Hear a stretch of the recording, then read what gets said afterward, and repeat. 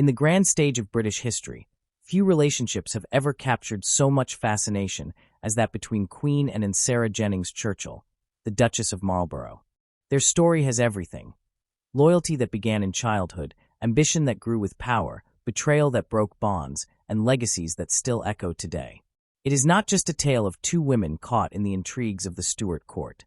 It is a story about how personal affection and private quarrels could shape the fate of a kingdom. When we peel back the layers of royal pageantry, we discover a friendship so intense that it lifted one woman to unprecedented heights, only to cast her down in one of the most dramatic falls from grace of the age. Sarah Jennings was no ordinary courtier.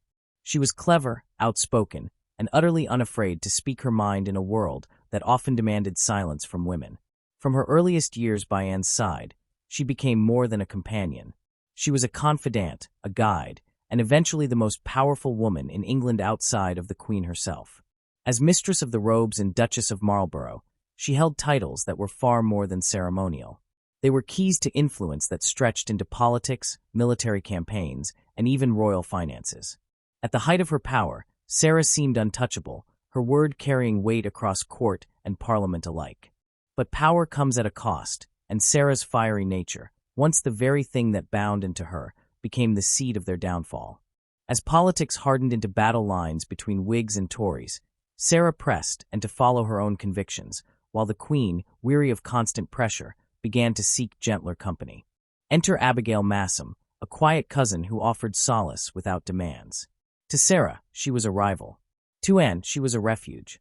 The stage was set for one of the most infamous rivalries in royal history, a clash not only of personalities, but of visions for the nation's future. The drama reached its breaking point with the notorious dressing gown quarrel, a moment that symbolized the collapse of their friendship. From there, Sarah faced dismissal, disgrace, and banishment from the court she had once dominated. Yet her story did not end in silence. Instead, she fought back with her pen, leaving behind memoirs and letters that continue to shape how we understand Queen Anne's reign. She became the architect of her own legacy, a matriarch whose children and grandchildren extended the Marlborough dynasty far beyond her lifetime. This is not just history. It is human drama. It is ambition, intimacy, loyalty, betrayal, and the struggle for legacy. It is the story of a woman who refused to be forgotten and a queen whose reign cannot be told without her. Welcome to our channel Words of Time, and in this video, we will explore the extraordinary rise, the bitter fall, and the enduring impact of Sarah Jennings Churchill, the Duchess of Marlborough, whose friendship with Queen Anne remains one of the most intriguing tales in British history. In the middle years of the 17th century, when the Kingdom of England was still finding its balance after civil war and shifting regimes, a young girl named Sarah Jennings first stepped into the circles that would shape the rest of her life. She came from a family of gentry, respectable but not at the top of power, and her early years were shaped by both privilege and uncertainty. It was in this environment, at an age when most children still clung to the simplicity of play, that Sarah encountered Anne, the second daughter of the Duke of York, who would one day ascend the throne as queen. Their meeting was the beginning of a friendship that would not only shape their personal lives, but also exert great influence on English politics. When Sarah Jennings and Anne first met, there was little to suggest how far their bond would go. Anne was a child of royalty, watched by tutors, servants, and guardians, while Sarah was a girl from a household with connections, but without the same commanding status. Yet, childhood often ignores barriers that adults build, and the two girls quickly discovered a natural sympathy with one another. They played together, laughed at the same small amusements, and shared the kind of secrets only children can exchange. And, often shy and reserved, found in Sarah a companion who was direct, lively, and willing to stand by her. Sarah, in turn, discovered that and, despite her royal title, longed for friendship without pretension. This early connection laid the foundation for a bond that proved unusually durable. In the shifting, often dangerous world of the Stuart court, relationships could be short-lived, driven by ambition and fear rather than affection. But Sarah and Anne formed something genuine that went beyond simple convenience. Their bond began as one of girls growing into young women together, but it became something more powerful, a link that tied them to each other when the world around them was in turmoil. As the years passed and Sarah grew older, her path took her deeper into the court of the Stuarts. The court was a world of glittering display, whispered conspiracies, and sudden reversals of fortune. Those who entered it needed sharp eyes, careful speech, and the ability to adapt. Sarah showed all of these qualities early, though she also revealed the strong will that would later define her. To be noticed by members of the royal family could be both a gift and a burden. Rising favorites gained access, influence, and wealth, but they also attracted enemies. Sarah's growing closeness to and placed her at the center of this delicate balance, and was the daughter of James, Duke of York, who later became James II. Her position was both privileged and precarious. In a kingdom still struggling with divisions between Protestants and Catholics, and with questions of loyalty to monarchy itself, every move of the royal family carried weight.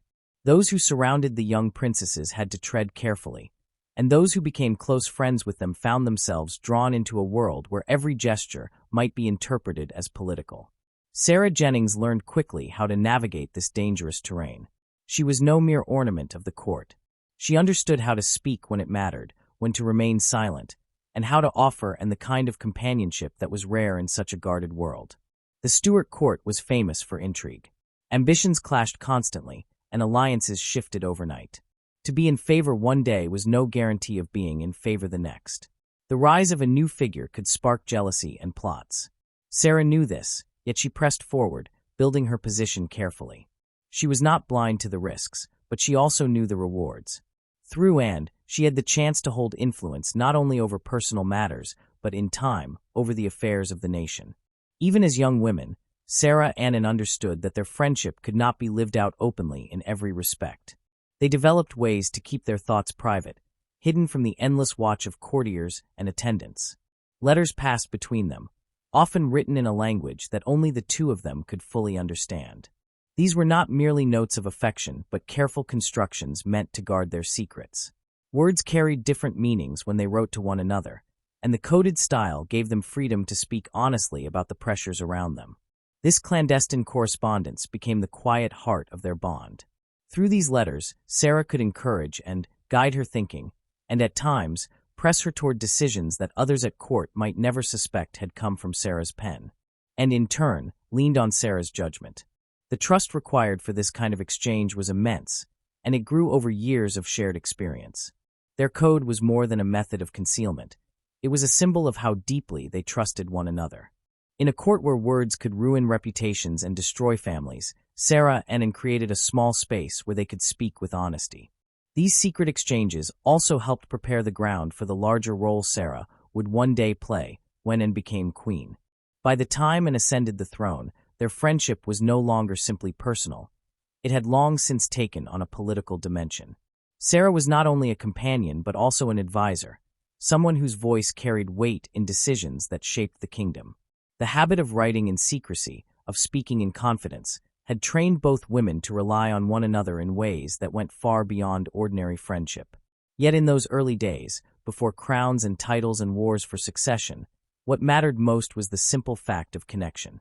Two young girls, born into a world they did not choose, found in one another a loyalty that resisted the shifting tides of ambition and rivalry. Their story began in childhood laughter and quiet letters passed in secret, but it carried them both toward a place of extraordinary power.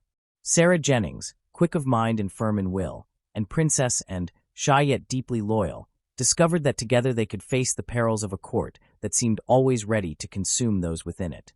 Their bond gave them strength, and their correspondence gave them privacy.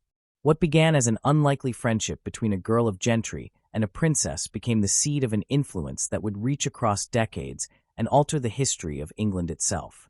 When Anne at last ascended the throne, the friendship that had begun in childhood came into its fullest and most complex form, and was no longer the shy daughter of a royal duke who leaned on Sarah Jennings for comfort in a world of whispers. She was now the Queen of England, Scotland, and Ireland, burdened with the responsibility of leading a kingdom through wars, alliances, and endless political battles. For Sarah, the change in Anne's status meant not only a transformation of her friend's life, but also the elevation of her own. Sarah had already risen within the court, but with Anne as queen, she became one of the most powerful women in Europe.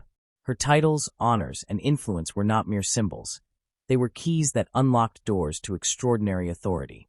Upon Anne's coronation, Sarah was granted titles and responsibilities that placed her at the very heart of power. She became the Duchess of Marlborough, a title tied to her marriage to John Churchill, who would himself become one of the most celebrated military leaders of his generation. In addition to this lofty rank, Sarah was appointed Mistress of the Robes, the most senior female position within the royal household. This office placed her in daily contact with the Queen, overseeing the garments, jewels, and appearances that define the monarch in public life. Yet to see this as only a ceremonial post would be to miss the reality of what Sarah achieved. Proximity to Anne, combined with the trust born of decades of friendship, gave her influence that went far beyond fabrics and adornments. She was present not only in the Queen's dressing chamber, but also in her private conversations, her struggles, and her decisions. What began as an affectionate companionship in youth now became a political partnership of extraordinary consequence, and relied heavily on Sarah's judgment. In moments of doubt, the Queen turned to her confidante not only for personal reassurance, but for guidance on matters of state. Sarah, intelligent and commanding, did not hesitate to speak her mind. She had always been direct with and, often addressing her not with deferential titles, but with pet names that reflected their intimacy. Now, with the crown on Anne's head, Sarah did not abandon this approach. Instead, she pressed it further, sometimes treating the Queen less as a sovereign and more as a friend in need of firm advice. This closeness gave Sarah a power that was unique in its time. Unlike ministers who wielded influence through formal office, or generals who commanded authority on the battlefield, Sarah held sway through a bond of trust and affection. She was able to shape appointments to key positions, ensuring that men loyal to her interests, and often to the interests of her husband, occupied posts that mattered. Court offices, seats in government, and even military commissions could be influenced by her word. Ministers who hoped to gain the Queen's favor often found themselves first needing to secure the goodwill of the Duchess of Marlborough. John Churchill, Sarah's husband, was rising at the same time to prominence as a general. His victories on the continent during the War of the Spanish Succession were legendary, yet his success was not due solely to his own skill on the battlefield. Behind him stood the unshakable support of both the Queen and Sarah, and trusted her husband as a soldier, but she trusted Sarah as the voice who reinforced and advanced his cause. The link between personal affection and political strategy was seamless.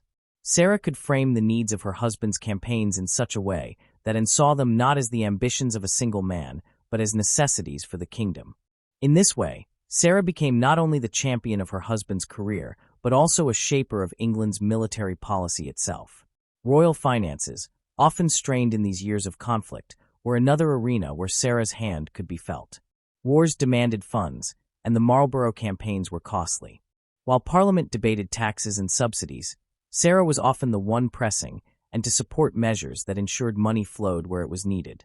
At times she pushed beyond what might have been comfortable for the Queen, but Anne's long-standing dependence on Sarah made resistance difficult. The intimacy of their friendship, once a source of personal solace, now became a lever of state. Sarah could remind the Queen of shared promises, of loyalty proven since childhood, and of the trust that bound them. Such appeals were powerful, especially for a monarch who often doubted her own strength. The rewards for this influence were immense. The Marlboroughs became one of the wealthiest families in the realm, their estates expanding across the countryside. The crown granted them lands, incomes, and privileges that far exceeded those of most nobles. Blenheim Palace, the grand estate given in recognition of John Churchill's victories, symbolized not only military triumph, but also the extraordinary favor enjoyed by the Marlboroughs. This palace, with its vast halls, sweeping gardens, and opulent decoration, was not simply a home but a statement of power. It declared to all who saw it that the Marlborough family stood at the very center of the kingdom's glory. The scale of their wealth allowed the Marlboroughs to live in a manner that matched, and sometimes even overshadowed, royal display. Their gatherings were grand, their jewels glittered, and their influence was felt in every corner of high society. Sarah herself, who had once been a girl of modest means compared to the royalty she served, now commanded more riches and estates than many princes of Europe. Yet she never lost the sharpness of tongue and the firmness of will that had marked her from the beginning. She could be imperious, demanding obedience from servants and deference from peers, but she could also display charm when it suited her. Those who encountered her were rarely indifferent. This rise to power, however, was not without cost. As Sarah's influence grew, so too did resentment. Courtiers who had once dismissed her as a companion to a princess now found her an obstacle to their own advancement. Ministers who hoped to shape policy discovered that they needed to pass through her before reaching the queen. Even Anne herself, though deeply attached to Sarah, began at times to feel the weight of her friend's dominance. The balance between affection and control was delicate, and Sarah did not always tread lightly. Her confidence could slip into arrogance, her frankness into harshness. Yet for many years, the strength of their bond was enough to carry them through such tensions. The relationship between Anne and Sarah remained at the heart of this period. Without their shared history, it is difficult to imagine Sarah reaching such heights. And without Sarah's constant presence, Anne might have found her reign far more challenging, her decisions more hesitant, and her policies less clear. Together they formed a partnership that blurred the line between private affection and public duty. It was an arrangement as unusual as it was powerful, and it altered the course of the kingdom. From the small moments of childhood play to the grandeur of palaces and the strategies of war, the bond between Anne and Sarah had traveled an extraordinary path. What had begun as an unlikely friendship grew into a force that shaped the destiny of England. The titles bestowed upon Sarah, the offices she held, and the wealth she commanded were not accidents of chance, but the natural consequence of a bond nurtured over decades. In Anne's rise, Sarah found her own. In Sarah's ambition, and found both support and direction. This unprecedented power was dazzling, but it was also fragile. The very closeness that had given Sarah her strength contained within it the seeds of conflict. For the moment, however, Sarah Jennings, Duchess of Marlborough, stood at the height of influence. She was a woman who had risen not only through the fortune of birth or the might of her husband, but through the unbreakable connection to a queen who trusted her more than anyone else in the world. The power Sarah Jennings, Duchess of Marlborough, had secured through her lifelong bond with Queen and was unlike anything most women of her age could ever dream of. Yet the very closeness that allowed her to rise also placed her in danger when tides began to shift in politics and within the Queen's personal circle. The Stuart court, with its glittering halls and whispered intrigues, had always been a place where favor could vanish in an instant. For years, Sarah had commanded respect and fear in equal measure, her word carrying the weight of the monarch's own preference. But politics and personal loyalties are rarely fixed. Just as victories abroad and grand estates at home had secured the Marlborough's prestige, so too did new divisions and rivalries begin to erode the very foundation of Sarah's influence. The kingdom itself was divided between the two great parties of the age, the Whigs and the Tories. The Whigs were the champions of parliamentary power, of Protestant succession, and of vigorous prosecution of the war against France. They were men of commerce and finance, who looked toward alliances on the continent and sought to limit the strength of the crown in favor of parliamentary authority. The Tories, in contrast, emphasized the rights of monarchy, the traditions of the Church of England, and often leaned toward a more cautious approach in foreign entanglements. These divisions were not mere abstractions. They cut through families, friendships, and court alliances, shaping every decision of the Queen and her advisors. Sarah, with her usual intensity, declared herself firmly on the side of the Whigs. Her husband's campaigns in Europe depended on their support. The Whigs were the party most committed to defeating France and ensuring that the balance of power in Europe did not tilt in favor of Louis XIV. To Sarah, it was not only a matter of politics but of loyalty to her husband, whose victories abroad needed the constant backing of Parliament at home. She spoke with passion, pressing and to adopt Whig policies, to place Whig ministers in positions of power, and to lend her authority to their measures. But Anne's own instincts were more complicated. The Queen was not as naturally partisan as Sarah. Her loyalties often leaned toward the Tories, whose defense of the Church of England resonated with her deep personal faith, and valued stability, quiet devotion, and the idea of monarchy as divinely ordained. While she could be persuaded to adopt Whig policies, particularly when pressed by Sarah, the pressure itself became a source of strain. And was not by nature confrontational, and Sarah's bluntness, which had once been refreshing in their younger years, now began to feel heavy-handed. The disagreements between them were not simply about abstract policy. Each appointment to office became a battlefield. Sarah argued for Whig candidates, urging and to use her royal authority to strengthen their cause, and hesitated, preferring men whose views aligned with her own Tory leanings, or at least those who promised a balance between the two factions. What for Sarah was a question of securing victory abroad became for Anne a question of conscience, loyalty, and the long-term stability of her throne. The debates grew sharper, the tone more heated, and the once easy flow of their friendship turned into exchanges marked by tension. It was in the midst of these growing political disputes that a new figure entered the scene, one who would alter the balance of the Queen's affections. Abigail Masham, a cousin of Sarah's, came to court in a modest position. At first, she appeared unthreatening, a quiet and obliging woman of gentle manners who seemed content to serve in the background. But Abigail possessed a quality that Anne found increasingly appealing. She offered sympathy without demands, companionship without pressure, and a soothing presence in contrast to Sarah's imperious will. Where Sarah commanded, Abigail listened.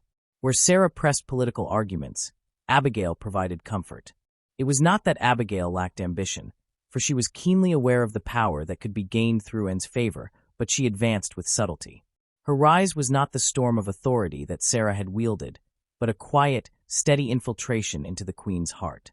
The intimacy between them grew gradually, but once it took root, it created a deep sense of rivalry that Sarah could neither ignore nor easily combat. At first, Sarah dismissed Abigail as insignificant. She had long been the dominant presence in Anne's life, and she could not imagine that her cousin's soft-spoken charm could ever compete with the weight of her own history with the Queen. But as months passed, Sarah began to see signs that disturbed her. The Queen seemed less eager to seek her company, more reluctant to yield to her advice, and increasingly guarded in conversations where once she had been open. Sarah's letters, still written with the force and frankness of earlier days, no longer drew the same warmth in response. Abigail, meanwhile, positioned herself carefully. She did not confront Sarah directly, but instead offered, and the kind of emotional support that the Queen had come to crave, and was often in poor health, prone to bouts of melancholy, and weighed down by the losses of many children. In these sorrows, Abigail was a quiet companion who listened, consoled, and shared her prayers. For Anne, who valued sincerity and loyalty, Abigail's gentleness contrasted sharply with Sarah's sharp-edged counsel and relentless political urgings. The shift in affection was not merely a personal matter. It had profound political consequences. As Abigail gained influence, she became a channel for Tory interests at court. Unlike Sarah, she had no fixed allegiance to the Whigs, and her growing closeness to the Queen encouraged those who opposed the Marlboroughs to advance their cause. Ministers and courtiers who had long resented Sarah's dominance saw in Abigail a chance to undermine her. The Queen's ear, once firmly occupied by Sarah, was now increasingly open to different voices. Whispers of Sarah's overreach began to spread more loudly, both within the court and in Parliament. Her critics painted her not as a loyal friend, but as a manipulator who used the Queen for her own gain. Pamphlets circulated accusing her of greed, arrogance, and domination. The vast wealth of the Marlboroughs, once a symbol of triumph, became a target for envy and suspicion. Blenheim Palace, with its grandeur, was described not as a reward for service, but as evidence of corruption. Sarah's control over appointments and finances was cast as a usurpation of the Queen's rightful authority. Even among those who admired her intelligence and energy, there was unease at the scale of her power. The sight of a woman directing the affairs of state so openly offended the expectations of the age. While men often sought influence through royal mistresses or ministers, Sarah's authority was rooted in friendship, a relationship that some found unnatural or excessive. To her enemies, she was a symbol of disorder in the kingdom's hierarchy, a dangerous figure who placed personal ambition above the common good. The Queen herself, though slow to turn against her old companion, could not remain unaffected by this rising tide of discontent, and valued loyalty above all, and the constant accusations against Sarah chipped away at her confidence.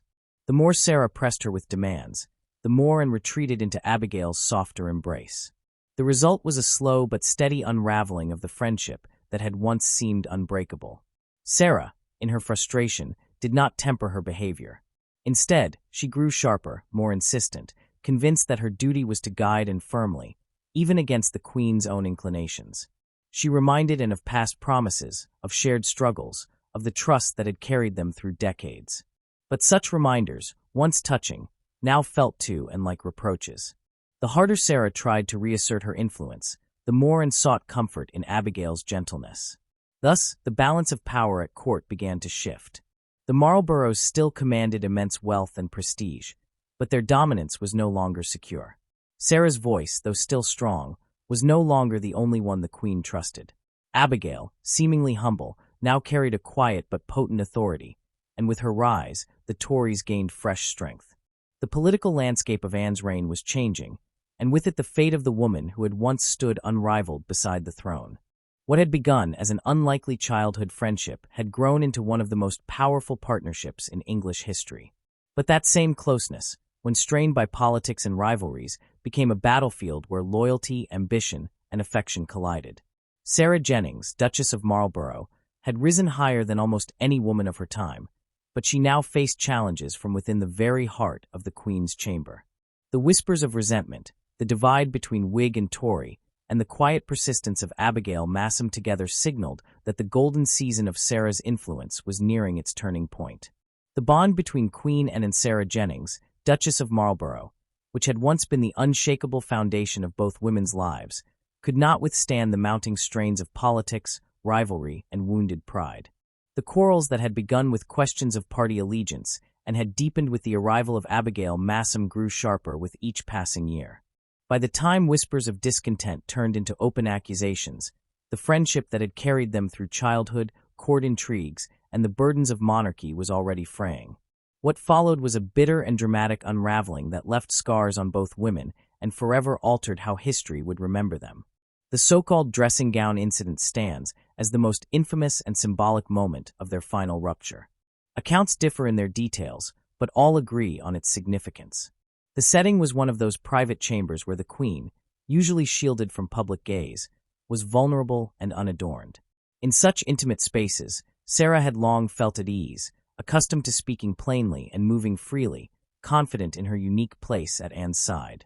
On this occasion, however, her bluntness crossed into confrontation at the worst possible time, and was not dressed in the full dignity of her rank, but instead in her nightclothes, preparing for her day. For Sarah, who had known her since girlhood and had stood by her in moments of far greater vulnerability, such a sight carried no novelty. Yet the court was abuzz with tensions, and the Queen's health, moods, and allegiances were under constant scrutiny. To confront her at that delicate moment, in a state of undress, struck many as indecorous and disrespectful. Sarah pressed, and with political arguments, urging her to dismiss Abigail Masham, whose growing influence Sarah found intolerable, and weary of such demands, resisted. What might once have been a forceful exchange between friends now became a humiliating scene in which the Queen felt cornered, reproached, and exposed. The power of the episode lay not merely in the words spoken, but in the spectacle itself. To the Queen, being treated with such blunt insistence while in her dressing gown must have felt like an assault on her dignity. To Sarah, it may have seemed only a continuation of the candor that had always marked their bond. But the dynamics had changed, and was no longer the dependent princess of their youth. She was the sovereign. And Sarah, once cherished as confidante, now seemed to overstep, forgetting that affection could not entirely eclipse authority. This clash of roles, friend versus subject, confidant versus counselor, equal versus servant, crystallized the growing impossibility of their relationship. From that moment, the crack that had long widened in secret became impossible to conceal, and withdrew further, favoring Abigail Masham's quiet support over Sarah's relentless urgings. The Marlborough's political enemies seized the opportunity to press their advantage. Pamphleteers mocked Sarah's overbearing manner. Ministers whispered to the Queen that her old friend had become arrogant and dangerous. And Abigail, always gentle in manner, provided the Queen with a refuge from Sarah's sharp words, making the contrast more painful still. The culmination of these tensions came with Sarah's dismissal from her offices. To be stripped of the title of Mistress of the Robes and other positions of influence was more than the loss of ceremonial dignity. It was the severing of the daily intimacy that had bound her to the Queen's life for decades. No longer would she oversee the jewels, gowns, and appearances that marked the Queen's public image. No longer would she hold the subtle privileges that came with constant access. For Sarah, who had once moved freely in Anne's chambers and spoken to her with a frankness that no one else dared, the exclusion was devastating. The dismissal was not carried out quietly. It was a public humiliation, watched by a court that had long grown weary of Sarah's dominance. Her enemies delighted in her fall. Where once nobles had courted her favor, now they turned their backs. The grandeur of Blenheim and the vast wealth of the Marlboroughs could not soften the blow of being banished from the very center of power. For Sarah, who had defined her life by her closeness to Anne, The rupture was both political and deeply personal. She had not merely lost influence. She had lost the companion who had shaped her identity since childhood, and for her part, did not escape unscathed. The queen was a woman of profound loyalty, who felt betrayals deeply and carried them heavily. Casting off Sarah may have freed her from constant quarrels, but it also left her more isolated than ever. Abigail Masham could provide comfort, yet she could never match the shared history or fiery energy that Sarah had given her. Ministers and courtiers surrounded Anne, but few offered genuine affection. As the years of her reign dwindled, her body weakened by illness and her spirit weighed down by the deaths of children and friends, she became increasingly alone. Observers at court noted the queen's isolation, though outwardly steady, and was haunted by loss. The absence of Sarah, once her greatest source of strength, was a void that no other could truly fill. Did Anne regret the break? The question has lingered in historical debate. Some believe that she felt relief at being freed from Sarah's overbearing dominance. Others argue that beneath her stern refusal to reconcile, and mourned the friendship that had defined her life. The truth may lie somewhere in between, a queen weary of being managed, yet also painfully aware that she had cast off the one person who had known her most intimately. Sarah did not retreat quietly into obscurity after her fall. Fiercely proud, she defended her reputation in writings and in conversation, portraying herself as the victim of intrigue and betrayal. She cast Abigail Masham as a schemer who had usurped her rightful place, and she never ceased to remind others of her husband's service to the kingdom and her own sacrifices for Anne. Her words, sharp as ever, ensured that the quarrel between her and the queen was not forgotten. Indeed, through her memoirs and correspondence, Sarah shaped much of how posterity would view Anne's reign, often painting her former friend in unflattering light. Yet beneath the bitterness, one can glimpse the shadow of grief. For all her pride, Sarah's passion for the queen had once been genuine, rooted in decades of shared affection. To lose that bond was not only a political disaster, but a personal wound. She had risen higher than any woman of her time, not merely by ambition, but by loyalty to Anne. To be cast aside after such devotion could not fail to leave scars. Anne's final years were marked by failing health, loneliness, and the burden of monarchy carried without the steady presence of her old companion. She suffered from gout, dropsy, and exhaustion. Her once lively household became somber, her movements limited, her energies sapped. While Abigail Masham remained near her, the relationship did not carry the same intensity or history. In the silence of her chambers, Anne must have remembered the girl she had played with in youth, the woman who had stood beside her as princess and queen, the confidante who had once seemed inseparable. The nation, too, reflected on the fall of the Marlboroughs. John Churchill, though celebrated for his victories, found his fortunes tied to the decline of his wife's favor. The couple remained wealthy and respected, but their position at court was forever changed. The grandeur of Blenheim stood as both a monument to triumph and a reminder of how swiftly fortune could turn. When Anne died, she left behind a kingdom secured for the Protestant succession, but also a legacy of personal sorrow. The childless queen had endured repeated losses, and the final years of her reign were heavy with the loneliness of one who had been surrounded by people yet left without true companionship.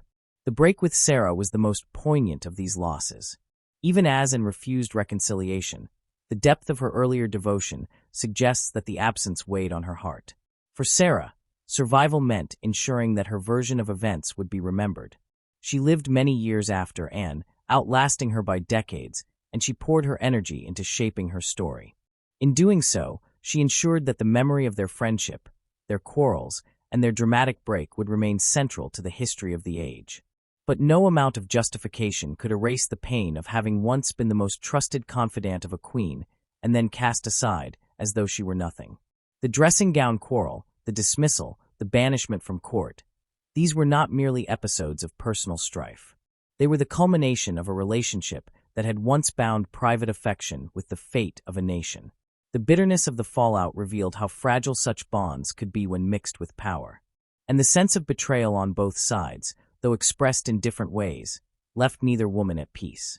Thus, the story of Anne and Sarah ends not with triumph but with sorrow, not with loyalty rewarded, but with friendship fractured beyond repair. Yet even in their separation, their lives remained intertwined. Anne's reign cannot be told without Sarah, and Sarah's legacy cannot be understood without Anne. Together they had shaped a kingdom, and apart they bore the cost of ambition, love, and betrayal. The fall from Queen Anne's favor was the most painful rupture of Sarah Jennings Churchill's life, but it was far from the end of her story. In some ways, her later years revealed a new kind of power, not in courtly titles or immediate political influence, but in the way she shaped memory, defended her legacy, and built a dynasty that would outlast monarchs and ministers alike. Stripped of her offices, humiliated before those who had once begged for her support, she might have faded into the background, remembered only as a discarded favorite. Instead, she used her formidable intellect, unyielding will, and pen to craft a reputation that ensured her name would echo through history. After Anne's death, Sarah entered a world without the queen who had defined her adult life. She was still the Duchess of Marlborough, still mistress of vast estates, still wife to the greatest soldier of the age. John Churchill's victories remained undeniable, and though he too had endured political reversals, he was celebrated as the savior of Europe. When he died, Sarah became the custodian of both his memory and her own. She understood that monuments and palaces alone could not secure their place in history. Words, records, and narratives mattered as much as stone. It was in this role as architect of memory that Sarah excelled. She poured her energies into writing letters, memoirs, and defenses of her life. Her pen was as sharp as her tongue had once been in Anne's chambers. She left behind thousands of pages, some crafted for private correspondence, others intended to be read by posterity. In them, she presented herself as loyal, honest, and wronged, a woman of principle undone by the petty jealousies of rivals and the weakness of a queen swayed by lesser companions.